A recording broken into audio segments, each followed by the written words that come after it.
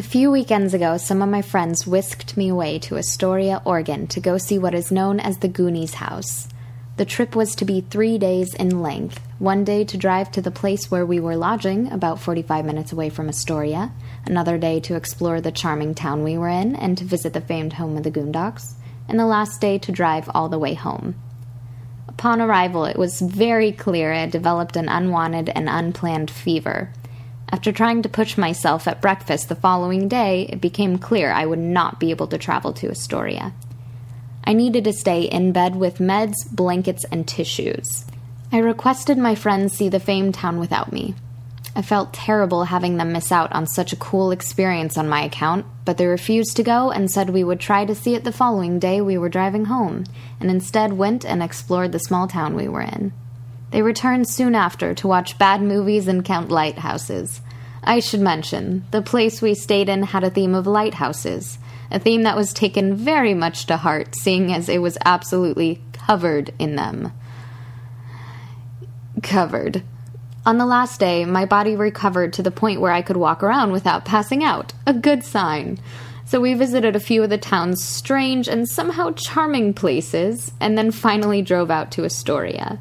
Upon my request, as soon as we entered the town, we blasted The Goonies Are Good Enough by Cyndi Lauper, the theme song of the movie, the whole way through the town in the pouring cold rain while driving and immersing ourselves in this world of 80s movie fame. I'm sure such excitement over a film site seems so silly to most people, but I grew up watching The Goonies with my sister. Quoting lines and learning trivia facts, it was something we bonded over and something I loved and still do. And to be in this place, the place that I've seen over and over whilst developing into the person I am today, just gave me this incredible feeling. I saw this place in so many stages of my life, but always on a screen. Having it be around me felt so surreal. I'd wanted to see this place for so long, and now it was finally there. We ended up popping by the film museum that had the jail set from the film, which I did not expect, and this is video of that. This is the jail cell!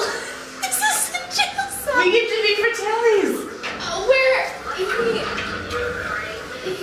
You think he committed suicide, and then...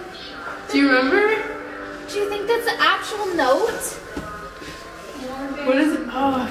Probably not. And then, don't ruin this for me. That might be the right pipe, though. And then... Oh my gosh. Can we just take a moment and realize how cool this is? Oh my gosh. It's real giraffe. It probably just seems like a dumb little girl dorking out about something trivial, but it was so special to me. I reverted back to that kid again, the same kid who sat with her big sister and watched this story of misfits and their triumph and adventure unfold right before her eyes. It was a story of heroes overcoming villains, kids finding their strength, and despite all odds coming together to save what was theirs.